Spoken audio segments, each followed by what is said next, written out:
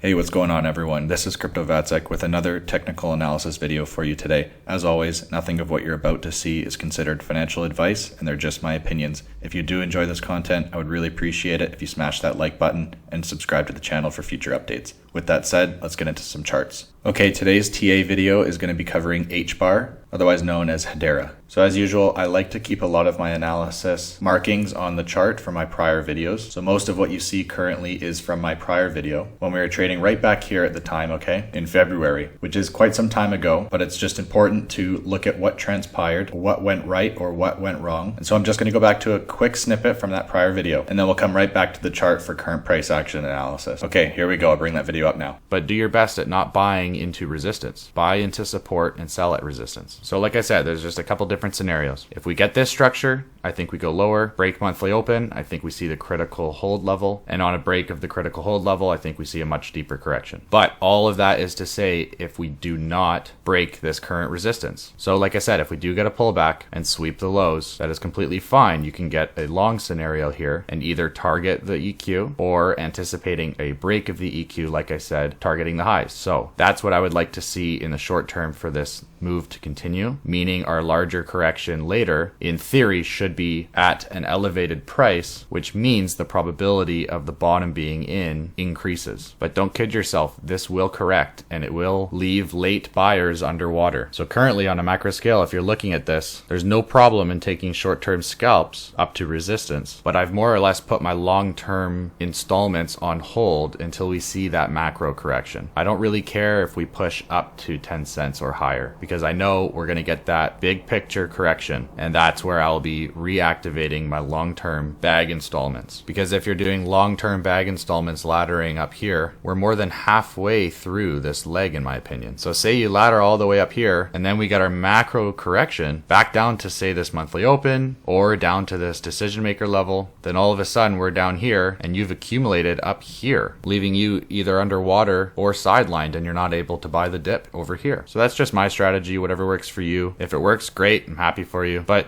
to say that this is our consolidation range after a cycle bottom and this is the price action that's going to lead to all-time highs is just a bit short-sighted in my opinion. You know, you look, when you zoom in on the 4 hour, it looks like it's consolidating for quite some time, sure. And yes, you might get a push to the upside and all of a sudden your accumulation bags are up pretty good, but the market will humble you. And to say that this is your macro long-term cycle accumulation, it just doesn't jive with me. Okay guys, back to the chart now here, and as you can see from that prior video, I had anticipated a shorter time frame push to the upside, and we ended up pushing up here with this high at just under 10 cents, okay? And then we ended up getting that steep correction that I had anticipated back down to this 5.5 cent level here, okay? And I had said that this was a critical hold level. This is a critical support area, and if we were going to see a continued macro push higher, that area needed to hold. So at the time of that correction, we had a continuous sell-off, a very consistent, steady sell-off, put in our low right at that support level, retested the low and the support level, and then again over here trying its hardest to hold it, but then pinched between the 100 exponential moving averages resistance here in the thin gray line. So really just ultimately some bearish consolidation until we broke that level. So why was that level important? Well, it was really the base that had formed all throughout this time over here, basically all the way from June to November, until we had basically our deviation outside of that range low, tried to reclaim the range low, and then as I said, it failed to do so. We then came down, we tested the low that we had at the time. We really tested it here with this next low, but it was able to hold and snap back up. And then of course our third higher low over here that we had in October last year. So that critical support level that I had marked out here was really that base that I see as a very important area. Yes, we had my buy zone down here in green that we were, you know, short of opportunities to buy within. So as I said, we got the macro correction. We are now trading back inside of this macro range that I have marked out here. Range high up here, EQ here, and range low here. And you'll notice what we're doing now is we're really just testing that range high. We have reclaimed the range EQ right here when we had this swing high, then swing low, and then breakout. And we are coming up to this prior macro high that we made over here in February. So a natural area of resistance most likely, but we had a good amount of consolidation here above once we reclaimed that range low. Okay, once we reclaimed that range low, we really established it again as that support level. So I like to see that. It kind of gives us a bit of a base to work with now, because if you kind of zoom out and you start to look at this, you know, now naturally in a bear market, you have a capitulation event, you have a continued sell-off to fill in the wick, you get a short squeeze that naturally sells off mostly, and then you get some sort of consolidation pattern where you end up putting in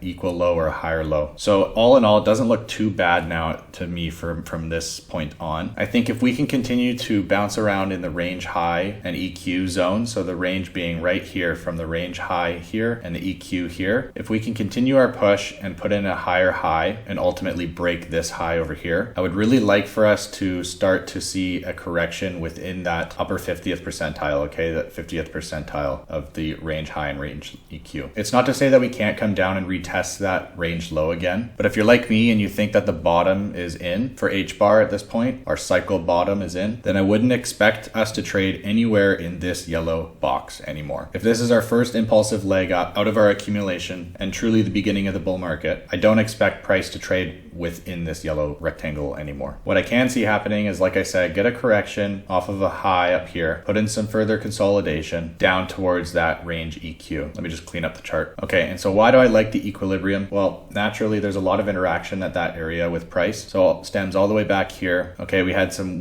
wicking to that level. We had a high deviate above it, but reject ultimately off that level. We had another wick over here, another wick falling short right here, and then this one again just falling short of it. And then if you start to zoom in on current price action, you'll see that that was an area that was clearly reclaimed. Price shot above it, below it, reverted to the mean, but ultimately that is your reclaim of that level, in my opinion, with a continued push up. So at the very least, I think if we do come up to the range high up here and we put in a macro high for the year, okay, because compared to this high, it will be a higher high, then I think it's perfectly natural to get at least a correction back down to this equilibrium, which sits right at about 8 cents. We would get a market structure break of this diagonal trend line that we've got right up here. Okay, we'd get some sort of market structure break of that trend line, bearish underside retest, and then dump, and then come down to that equilibrium, and then ultimately come down to this next trend diagonal that I've got marked out here. I typically stick to horizontal ranges though. That's why I've made the trend lines a bit lighter, because they're just a bit more of added piece of information, but not necessarily something that I'm going to trade from. And then the real bearish case scenario would be a continued correction down to this this macro support level, this critical support level that I do not want us to see trade below again. I think it would be still fine if we do come down to that level. You know, in theory, it would still be a bullish market structure, essentially just putting in higher lows and higher highs.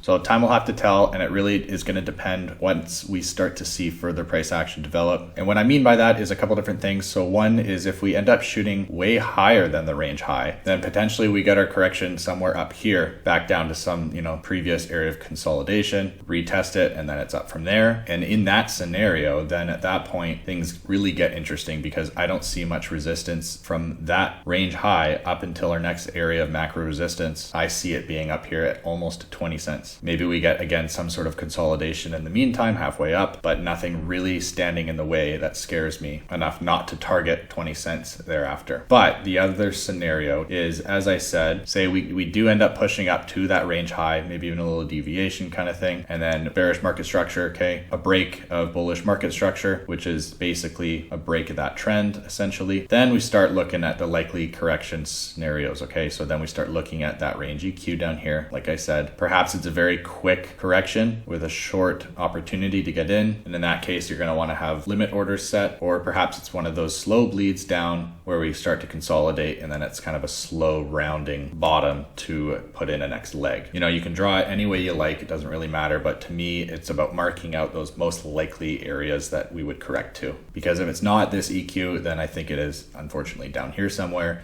even though I don't think we trade down here again. But that is to say if the bottom is in, which I think there's a very valid case to say that it is in, meaning I don't think we will breach these lows. And in fact, I don't think we would breach these lows either. So all is good above my must hold support area, which is actually just that shelf that I had talked about earlier. But we're really just trading up here now inside of this range that formed from this high over here and essentially these lows. So that's that macro range that I see trading within. We do have this prior high, as I said, as an area of potential resistance on the way up. But on a high time frame, that's pretty much how I'm seeing it. I'm going to flip over to another chart to cover the lower time frame. Okay, so here's the lower time frame, and I have actually got this huge range marked out on here from this high over here and this this bottom, and you'll see that that range EQ falls right at that must hold support level that I have in the green box here, okay, at about 5.5 cents. So basically, you know, from this low to that high formed a range that we bounced around in for some time, and now we're slowly grinding towards the upside here, possibly a form of vertical accumulation that we're getting right now on this current leg. So let's drill into the current leg a little bit closer here. So down here, I've got this range marked out. This was just from our swing high over here, you guys, down to the swing low. What did we do? Well, we bounced around within the range, couldn't break above the equilibrium here, so we came down near the low, but ultimately put in a higher low and then grinded up to the range high, actually deviated quite a lot above it, with ultimately our break above and bullish retest on the upside to continue up. So all I've done now is I've just marked out that same structure again. We got our swing high and we got our swing low, and now you can see price trying its hardest to stay above the range high, to maintain that range high. But to me, demand is right in this zone here, okay, right at that equilibrium, this range high and the range EQ, range low. This is where I see demand living right now. So if we start to lose this range high, then I wouldn't be so sure that we actually don't come back down and correct towards this EQ at about 8 cents, okay? That is the area of demand that I see it right now. But as I said in the prior chart, the high time frame chart that I had showed you, I did see price pushing higher. So it's really just about how it's going to react in the short term. So if we can maintain the range high here and do some continued consolidation and start pushing up this prior highs resistance, that's where that one comes from, the prior high over here. But then if you remember in the other chart, I shared that I think we would come up a little bit higher still. So if we're able to push towards that next area of resistance, that's great. But right now in the 4 hour, really the objective is to maintain this range high, but it would still be perfectly healthy